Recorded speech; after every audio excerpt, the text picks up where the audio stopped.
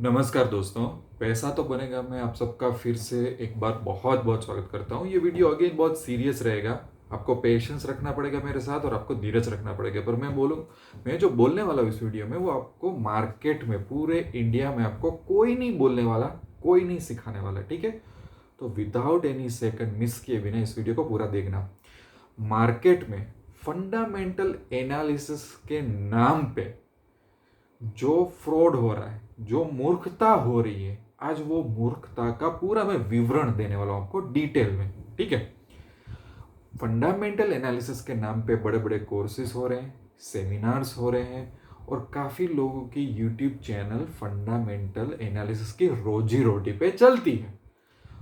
Video बनाने वाले भी बहुत है, वीडियो देखने वाले भी लाखों लोग हैं और जो देखने वाले उनको ऐसा लग रहा है कि वाह, हम तो कुछ मतलब हमारी जिंदगी में तो अभी रौनक लग जाएगी, राइट। तो मैं सबसे पहले जो लोग फंडामेंटल एनालिसिस के नाम पे कोर्स बेच रहे हैं और जो लोग इतने वीडियो यूट्यूब में डाल रहे हैं उनको मैं 5 क्वेश्चन करता हूँ। और जो लोग जो वीडियो देख भी रहे हैं, ठीक है, उनको भी मैं 5 क्वेश्चन फटाफट करता हूँ। फटाफट क्वेश्चन मेरे बोल देता हूँ, बाद में वही क्वेश्चन के मैं आंसर आपको डिटेल में भी दूंगा, आपको रूबरू करवाऊंगा हकीकत से, ठीक है। तो पढ़ लेता हूँ ये 5। मैंने पूरा एक्चुअली चिट्ठा तैयार किया, आपको बहुत मजा आएगा। क्वेश्चन नंबर 1, जितने भी लोग रिलायंस का, आईसीआईसी बैंक का, एसबीआई कार्ड का, बड़ी बड़ी कंपनियां जिसका रेवेन्यू हजारों लाखों करोड़ में, उसका एनालिसिस करते हैं ना, तो उनसे जाकर पूछो कि भैया हमारी सोसाइटी में जहाँ पे हम रहते हैं वहाँ पे ग्रोसरी स्टोर है, उसका भी अकाउंटिंग का चिट्ठा है, क्या उसका एनालिसिस आप कर सकोगे? उसके सिर्फ इतना पूछ लो, ठीक है। फिर उसको एक और टास्क दो कि भाई आपके ही सिटी में एक छोटी सी एक आईटी कंपनी है जिसके कुछ 100-150 एम्प्लॉइज हैं, ठीक है, और कुछ प्रोजेक्ट्स पे वो काम कर दिए काफी साल से, तो उसका एनालिसिस करके दोगे मुझे? आप ये 2 चीज पूछो, ठीक है। अभी उसके आंसर भी दूंगा, ये सब क्वेश्चंस का मैं ये क्यों पूछ रहा हूं, पर सबसे पहला तो क्वेश्चन मैंने आपको बता दिया कि क्या आपको करना है।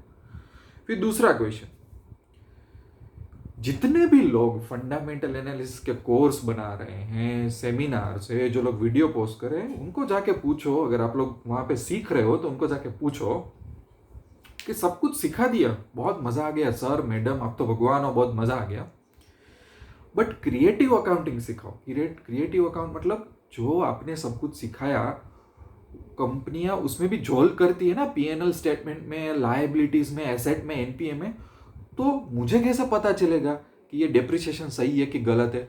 मुझे कैसे पता चलेगा कि भाई ये एसेट इन्होंने गिनी है कि नहीं गिनी है? मुझे कैसे पता चलेगा कि ये बैंक वाला बंदे ने एनपीए कम दिखाया, ज्यादा दिखाया? तो ये कब क्रिएटिव अकाउंट बोलते हैं।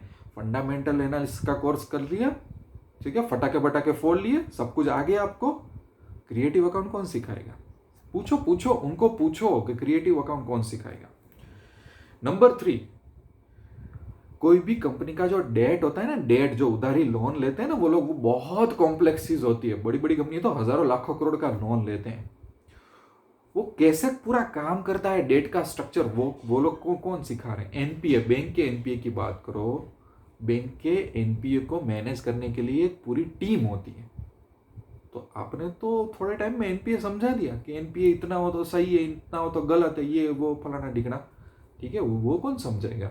तो डेट, एनपीए और एक चीज आती है जॉइंट वेंचर, जब सब्सिडियरी को परचेस किया जाता है या तो माइनॉरिटी स्टेक लिया जाता है, काफी सारी चीजें होती है, राइट, मर्जर किया जाता है, तो उस टाइम पे बैलेंस शीट बहुत कॉम्प्लेक्स बन जाती है। तो वो कैसे एनालाइज करो? तो तीसरा क्वेश्चन क्या किया, उनको पूछो कि डेट कैसे समझे, एनपीए कैसे समझे, और जॉइंट वेंचर, अमाल्गमेशन, ये एक्वायरिंग, सेलिंग ये होता है, वो कैसे समझे, ठीक है। फोर्थ क्वेश्चन,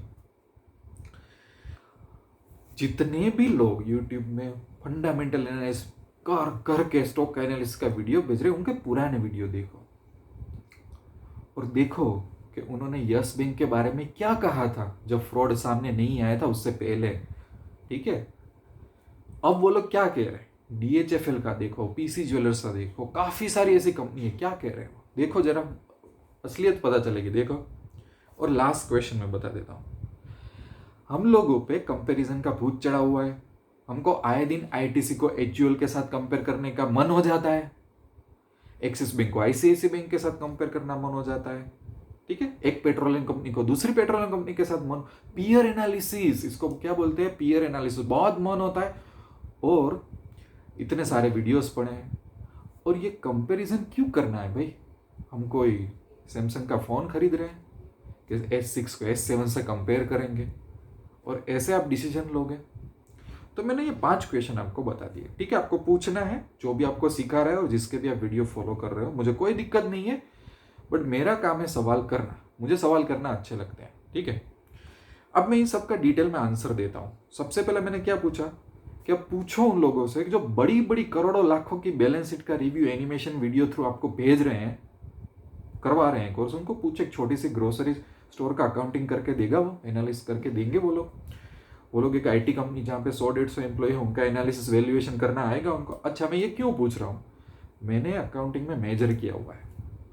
जब मैं कॉलेज में था, मेरा अकाउंटिंग फेवरेट टॉपिक था actually, corporate accounting, cost accounting, मैंने सब कुछ किया। उसके आगे मैं पढ़ना चाहता था, पर फैमिली की हालत ऐसी नहीं थी कि मैं आगे पढ़ सकूं। उस टाइम पे मेरे एक सर थे, बहुत स्ट्रिक्ट थे अकाउंटिंग में, बहुत स्ट्रिक्ट, बहुत डरते थे हम लोग। तो कुछ हमारे क्लास में कुछ ऐसे स्टूडेंट होते हैं ना जो टॉप आते हैं अकाउंटिंग में, मैं भी आता था अकाउंटिंग में, और ऐसा होता है अकाउंटिंग मतलब तो अपने तो कुछ भी कर लेंगे। उन्होंने हम लोगों का अभिमान तोड़ने के लिए एक बार ऐसा बोला कि अच्छा, स्कूल के बाजू में एक ग्रोसरी स्टोर था, तो उसका कच्चा चिट्ठा लेके आए, सब कुछ था उसके अंदर कि क्या बिक रहा है, कितने का, मतलब सब कुछ था। बंदा अच्छी तरह से मैनेज करता था, ऐसा नहीं था, एक्सेल सीट नहीं थी, पर जो भी था वो मैनेज करता था। और उन्होंने हमको एक एक्सरसाइज दी कि भैया इसका मुझे निचोड़ निकाल के दो। हम जो 4-5 टॉप स्टूडेंट थे ना, नहीं कर पाए। उन्होंने हमको एक अलग और एक एक्सरसाइज दी। काफ़ी सारी, स्कूल से बाहर निकलो तो काफ़ी सारी कंपनियां थी वहाँ पे उस टाइम पे भी, काफ़ी सारे एम्प्लॉय थे, एक दो मैन्युफैक्चरिंग यूनिट भी था, उनका भी चिट्ठा ला के दिया बहुत अच्छी तरह से। P&L था, बैलेंस शीट था, काफ़ी सारी चीज़ थी। बहुत टफ रहा हमारे लिए। हम 5 लोग थे, पांचों का आंसर अलग आता था। हम दूसरी बार करते थे, दूसरी बार हमारा आंसर अलग आता था। तो ये होता है अकाउंट की रियलिटी। यार मुझे ये समझ में नहीं आ रहा है कि आप कैसे ICICI बैंक का P&L स्टेटमेंट का एनिमेशन बना रहे हो, ग्राफ बना रहे हो, डेट इक्विटी रेशियो देख रहे हो, रिटर्न ऑन कैपिटल, मतलब ये क्या लगा रखा है? आपको पता भी है कि अगर तुम ICICI बैंक से पूछो तो उसकी एक टीम होती है अकाउंटिंग मैनेज करने के लिए, और वो टीम को बिठाओ तो भी इंटरनली काफ़ी सारी चीज़ें उन लोगों को पता नहीं होती। Do you know that? तो हम कौन होते हैं? और तुमको पता है कि ऐसा एनालिसिस करने के लिए तुमको कितना डेप्थ लेवल का नॉलेज चाहिए? आप बात कर रहे हो ऐसी कंपनी की जो 15,000 करोड़, 20,000 करोड़, 1 लाख करोड़ का रेवेन्यू लाती है, जिसकी मार्केट में 20 बिलियन, 40 बिलियन, 50 बिलियन, 100 बिलियन की वैल्यूएशन है। Infosys, TCS, D mart, Maruti Suzuki, और उसके आप स्टेटमेंट मतलब पढ़ रहे हो और बंदे को सिखा रहे हो और बंदा मान भी रहा है, उसको आ भी गया है इतना सब कुछ। कैसे कैसे? ये आंसर का मुझे, ये क्वेश्चन का आंसर मुझे दे दो तो मुझे मजा आएगा। किसी के पास इसका आंसर नहीं होगा। इतना डेयरिंग हम लोगों में क्यों है कि हम सिखा भी रहे हैं, और इतना डेयरिंग सीखने वाले में भी क्यों है कि हम ये मान रहे हैं कि हम ऐसी कोई कंपनी का एनालिसिस कर रहे हैं अभी कि जिसका रेवेन्यू देखो, जिसका आप जो रिपोर्ट पढ़ रहे हैं वो कितने लोगों ने प्रिपेयर किया हुआ है, वो लोगों को अगर साथ में बिठाओगे तो भी उनको पता नहीं चलेगा।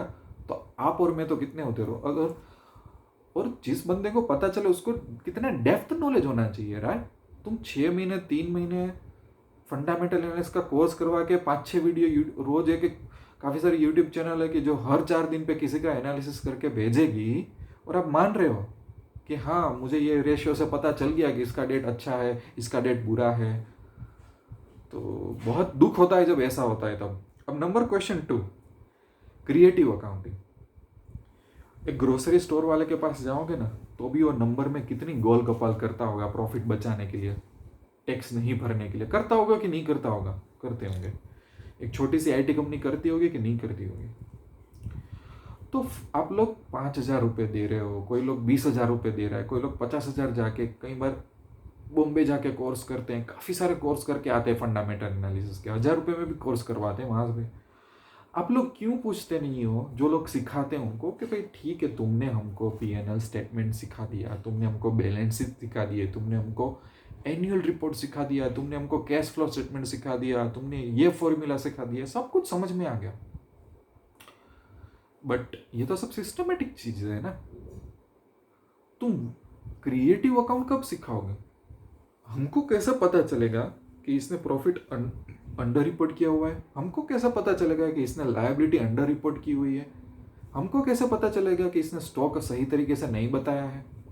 हमको कैसे पता चलेगा कि करंट लायबिलिटी में प्रॉब्लम है कुछ? तो ये सब चीजें हमें और वो बंदा तो सिखाएगा नहीं, उसका तो काम है कि आपको बुकिश नॉलेज देना, उसको खुद पता नहीं होगा। क्योंकि डेप्रिसिएशन, एसेट का डेप्रिसिएशन आता है ना, वो सीखने में ही शायद 6 महीना लग जाएगा।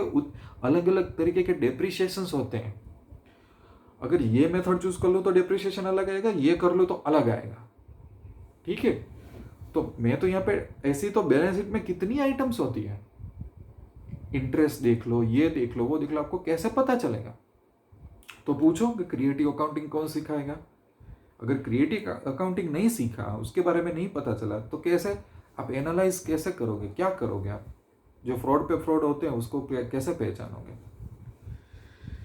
उसके बाद आता है इंपॉर्टेंट चीज होती है कोई भी कंपनी के लिए, डेट, एनपीए और उसका जॉइंट वेंचर। अब डेट लिए लोग लेते हैं 500 करोड़, 1000 करोड़, 5000 करोड़, तो कितनी बड़ी बात होती है, उसको मैनेज करना पड़ता है। उसका इंटरेस्ट कैसे मैनेज होगा, डेट को समझने के लिए एक अलग दुनिया होती है। तो डेट के बारे अब मुझे बोलो कि कौन सी यूट्यूब चैनल, कौन सी टीवी की चैनल, कौन सा न्यूज़पेपर या कौन सा तो सेमिनार डेट पे कितने घंटे आपको सिखाता है, बोलो मुझे। एनपीए, जितने भी आप यूट्यूब पे वीडियोस देखो, एनपीए का एक उनके पास एक स्टैंडर्ड रेशियो होता है कि इतना एनपीए सही है, इतना एनपीए सही नहीं है। 2017 में इतना एनपीए था, अब धीरे धीरे घट रहा है, तो दैट इज गुड थिंग। और एक बैंक का एनपीए दूसरे बैंक के साथ एनपीए करके वो लोग सिलेक्ट कर लेंगे स्टॉक, ये एक मेथड होती है। तुम अगर एक्सिस बैंक के पास जाओगे, आईसीआईसी बैंक के पास जाओगे, तो उनके पास एनपीए की एक पूरी टीम होती है एनपीए मैनेज करने के लिए। उनको खुद को बार बार दूसरे लोगों की सलाह लेनी पड़ती है। उनको खुद को आरबीआई के पास जाके अलग अलग डिस्क्लोजर्स पढ़ने होते हैं कि ये कैसे करे, वो कैसे करे। और पिछले कुछ सालों में इंडियन बैंक्स ने कितना एनपीए अंडर रिपोर्ट किया था, कितने फ्रॉड हुए थे, कितने स्कैम हुए थे, कितने अकाउंट क्रिएटिव अकाउंटिंग केसेस हुए थे। तो हम और आप सिखाने वाला और सीखने वाला ये क्यों होता है कि एक एनपीए का एक छोटा सा रेशियो पकड़ लिया और वो बोल दिया कि ये सही है, ये गलत है, राइट? फिर आता है काफ़ी सारी कंपनियां जॉइंट वेंचर्स करती है। छोटी कंपनी को परचेस करेगी या तो अपनी छोटी कंपनी किसी को बेच देगी या किसी में 12% स्टेक लेगी। तो वो सब जो पूरा एक होता है ना, मर्जर, एक्विजिशन, लेना देना, वो एक बहुत बड़ी चीज़ होती है। उस टाइम पे उस 1 साल 2 साल दौरान बैलेंस शीट और कॉम्प्लेक्स बन जाती है। अलग अलग तरीके के कैपेक्स आते हैं, अलग अलग तरीके का प्रॉफिट आता है, मिक्स हो जाता है। उसको आइडेंटिफाई करना भी बहुत प्रॉब्लमेटिक चीज़ हो जाता है, काफ़ी लोगों को पता नहीं चलता। 1-2 केसेस ऐसे हुए थे, बंदा मुझे क्वेरी भेज रहा है, तब मैं इतना वो उसके कंपनी के बारे में स्टडी कर रहा हूँ, तब मुझे फुट नोट में पता चलता है कि इस कंपनी का प्रॉफिट इसलिए इंप्रूव हुआ क्योंकि अभी इन लोगों ने कुछ जॉइंट वेंचर किया था, तो दूसरी कंपनी का प्रॉफिट उसको मिला है उसकी वजह से, बाकी उसका खुद का परफॉर्मेंस नहीं है। तो लोगों को ये सब पता नहीं होता है। तो वो भी एक अलग कंसेप्ट है कि तब बैलेंस शीट कॉम्प्लेक्स बन जाती है। और 5 साल का एनालिसिस कर रहे हो, 2 साल का एनालिसिस कैसे करोगे? तो ये कौन सिखा रहा है आपको? और ये आप पूछ रहे हो ये सब चीज़ें। अब जाते हैं आगे आने वाले केस में। जैसे कि कुछ केसेस हुए हमारे स्टॉक मार्केट में, यस बैंक में हुए, डीएचएफएल में हुए, पीसी ज्वेलर्स में हुए, काफ़ी सारी ऐसी कंपनियां थी। तो यहाँ पे मैं क्या कहना चाहता हूँ कि आप उनके प्रीवियस वीडियो देखो, आराम से यस बैंक का एनिमेशन वाला आपको एनालिसिस दिखाई देगा। वो कई बार व्हाइट बोर्ड लेके एनालिसिस करेंगे, हर एक प्रकार का रेशियो। किसी को क्या पता चला कि क्या होने वाला था, किसी को क्या पता चला डीएचएफएल में क्या होने वाला था। ऐसे तो कितने अभी तक हमारे पास, कितनी बैंक्स के हमारे पास इतने एग्जाम्पल है कि ऐसे लोचे मारे थे उन लोगों ने। ऐसी कंपनियां हैं जो डेट की वजह से या तो डेट को कम दिखा के फ्रॉड किए थे उन लोगों ने, राइट? लंबे लंबे उनके वीडियो जाके देखो, तो आपको पता होना चाहिए कि कौन सिखा रहा है, कौन क्यों वीडियो पोस्ट कर रहा है, उसका इंटेंशन क्या है। वही लोग जो यस बैंक के एनिमेशन वाले डिटेल वीडियो बना रहे थे, टारगेट दे रहे थे ना, वही लोगों ने यस बैंक का जब स्कैम हुआ तो उसके वीडियो बनाने लगे। उनको कोई फर्क नहीं पड़ रहा है वही। तो आप देखो कि आप किसके पास से सीख रहे हो, ठीक है? 5वीं चीज, कंपैरिजन। सबसे बड़ी कंपैरिजन का एडिक्शन क्या है बताए? आईटीसी और एचयूएल को कंपेयर करना लोगों को बहुत अच्छा लगता है, राइट? तो ऐसे तो मतलब ये ऑटोमोबाइल कंपनी को इसको साथ, ये केमिकल सेक्टर का स्टॉक को इसके साथ, एक्सिस बैंक को आईसीआईसी के साथ, आईसीआईसी को इंडसइंड के साथ। मेरी एज 200 हो जाए ना, तब तक मैं ऐसे कंपैरिजन के वीडियो डाल सकता हूँ कि नहीं, पर मैंने कभी डाले हुए हैं ऐसे? क्यों नहीं डाले हुए? मैं एक एग्जाम्पल देता हूँ, आपको बहुत मजा आएगा और दिल पे चोट लग जाएगी। ऐसा एग्जाम्पल दूं मैं? यूट्यूब में ऐसे लोगों को ढूंढो कि जो लोग ये कंपैरिजन वाले वीडियोस डाल रहे हैं, उनके पुराने वीडियोस से आके देखो कि जब वो एयरटेल को आइडिया के साथ कंपेयर करते थे, एयरटेल को वोडाफोन के साथ कंपेयर करते थे, टेलीकॉम सेक्टर के एनालिसिस कर करके कंपैरिजन करते थे, पीयर रिव्यू बोलते थे। अब उनको क्या पता था सपने में कि अचानक कोई कंपनी कुछ साल में आ जाएगी, जियो, और सबकी बैंड बजा देगी। तो जो लोग कंपैरिजन कर रहे थे उनको पता था कि फ्यूचर में ऐसा होने वाला है। और आप लोग अगर कंपैरिजन के बेस पे इन्वेस्टमेंट का डिसीजन ले रहे हो तो आपको भगवान भी नहीं बचा सकता, क्योंकि आपको खुद को पता था कि जियो आने वाला है और सबकी बैंड बजाने वाला है। क्योंकि कंपैरिजन में हम लोग करते क्या है कि जो हमारे पास इंफॉर्मेशन हो, ये ऑटो स्टॉक सेक्टर ले लिया, कंपेयर करो, ये केमिकल सेक्टर ले लिया, कंपेयर करो, एफएमसीजी ले लिया, कंपेयर करो, फार्मेसी ले लिया, कंपेयर करो। हमको तो ये तो अजम्पशन हमारा है ही नहीं कि फ्यूचर में तो कुछ भी हो सकता है। आईटीसी और एचयूएल के सामने एक चीज देता हूँ, रिसेंटली जो टाटा ने अपना फोकस चेंज किया, टाटा कंज्यूमर कंपनी बहुत अच्छी तरह से ग्रो हो रही है, अलग अलग तरीके से एक्विजिशन कर रहे हैं उसको। मैं गारंटी के साथ बोलता हूँ आने वाले साल में टाटा कंज्यूमर एक बहुत बड़ा प्लेयर बनेगा। तब क्या करोगे? अभी तक तो आप नशे में ही डूबो आईटीसी और एचयूएल को लेके, पूरी गेम चेंज कर देगा टाटा कंज्यूमर। ऐसे मेरे पास हजारों एग्जाम्पल है। और लोग यश बैंक का कंपैरिजन भी काफी सारी बैंक से करते थे। अब क्या करोगे? अब डिसीजन कैसे लोगे? कंपैरिजन कैसी चीज है पता है? मैं एक बहुत कड़वा एग्जांपल देता हूँ। बंदा सॉफ्टवेयर इंजीनियरिंग का कोर्स करता है, तब उसको क्या लगता है कि मेरी कॉलेज में जो 50-100 लोग हैं उसके सामने आगे निकल जाऊं तो मेरा प्रॉब्लम सॉल्व हो जाता है। जब जॉब करने जाएगा ना, तब काफी सारी कॉलेजेस में से लोग इंटरव्यू देने जाएंगे, तो उसका कॉन्फिडेंस 50% ही रह जाता है, क्योंकि वहाँ पे वो देखता है कि अरे काफ़ी सारे लोग हैं इंटरव्यू, क्योंकि जॉब लेने जाएगा ना तब उसको पता चलेगा कि कितना टफ है। अब एक और रियलिटी में बताता हूँ। अभी हालत ये हो चुकी है कि इंडिया के सॉफ्टवेयर इंजीनियर की कंपटीशन रशिया के सॉफ्टवेयर इंजीनियर के साथ होती है, यूएसए के साथ वाले, पोलैंड के साथ वाले होती है, क्योंकि ऑनलाइन प्रोजेक्ट्स मिलते हैं, आपको बिट्स लगानी पड़ती है घर बैठे बैठे। तो जो बंदा इंडिया के कोई सिटी में सॉफ्टवेयर इंजीनियरिंग पढ़ रहा था, उसने सपने में भी सोचा था कि मैं जो प्रोजेक्ट पे बोली लगाने वाला उसमें एक रसिया का इंजीनियरिंग होगा, कोई यूएसए का होगा, कोई चाइना का होगा, कोई पाकिस्तान का होगा। क्योंकि जब हम कंपेयर करते हैं ना अपने आप को, तब ये सब भूल जाते हैं। तो मैं वही आपको बोल रहा हूँ, कंपेरिजन के वीडियो में अगले 200 साल तक बना सकता हूँ, फंडामेंटल एनालिसिस के वीडियो में 200 साल तक बना सकता हूँ। बट आप सोचो कि आप किस बेस पे अपना इन्वेस्टमेंट डिसीजन ले रहे हो, और आप लोग इतना क्यों हो रहे हो ये सब कोर्सेस और ये सब एनालिसिस के वीडियो से, जो ऐसा। इसलिए मैं बोलता हूँ कि एक बहुत बड़े दुख की बात क्या होगी आजकल, कि फाइनेंशियल नॉलेज फाइनेंशियल एंटरटेनमेंट हो गया है, एक कॉमेडी शो जैसा हो गया है। और जब तक लोगों को उसी तरह से ना परोसो तो लोगों को मज़ा नहीं आता। लोगों को ऐसा लगता है कि अरे ठीक है, मज़ा आना चाहिए, अब ऐसा हो गया है। तो ऐसे मज़ा देने वाले लोग भी मिल जाते हैं, फिर वो भी बेचारे क्या करें, राइट? तो मुझे एक्चुअली दिक्कत नहीं है कोई अलग यूट्यूबर से।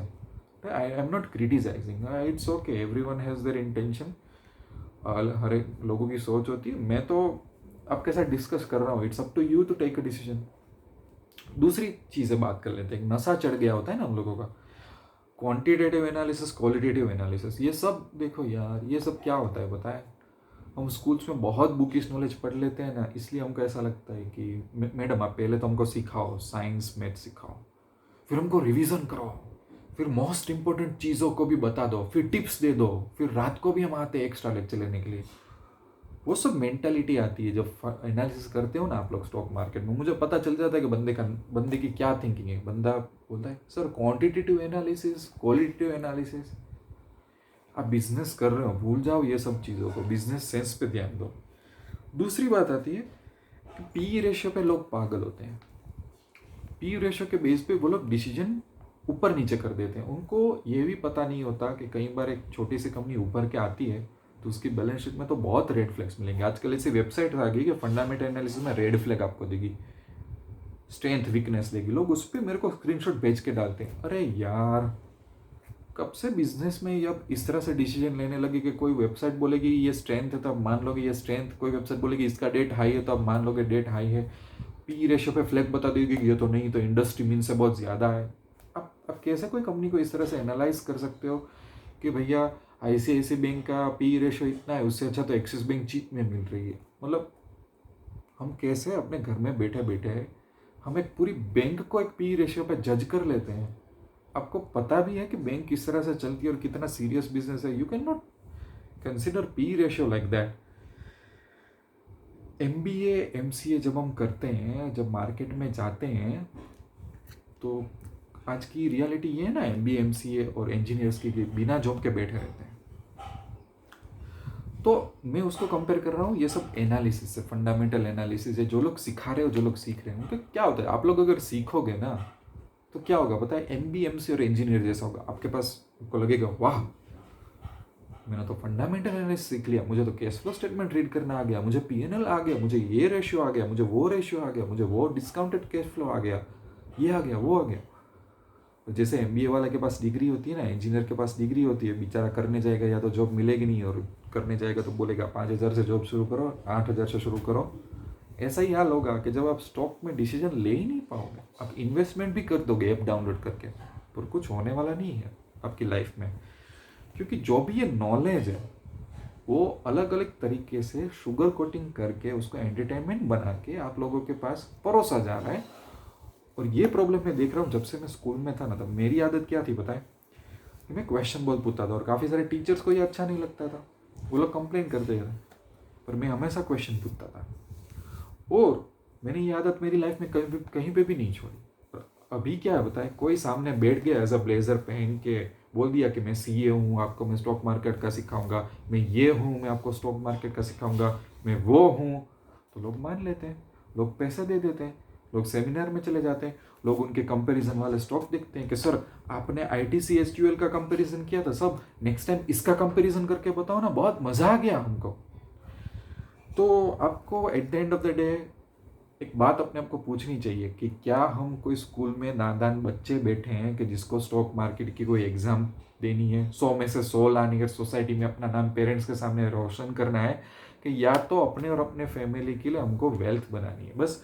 तो बस यही मेरा फाइनल क्वेश्चन है, अब आंसर आपको देना है। काफ़ी मैंने कड़वी बातें बोली, पर कड़वी बातें ही कोचिंग में होती है। वो सही कोच कड़वी बातें ही बोलता है, सही कोच बाजू में बिठा के फेवरेट टीचर की तरह नहीं बोलेगा कि भाई मैं क्लासरूम में नहीं होती तो तुम मॉनिटरिंग करना। मैं ऐसा बंदा नहीं हूँ, दूसरे होंगे, मैं ऐसा नहीं हूँ। तो बस यहाँ पे मैं वीडियो एंड करता हूँ। चलिए दोस्तों, दूसरे वीडियो में मिलते हैं, तब तक के लिए wish you lots of love and happiness. Thank you.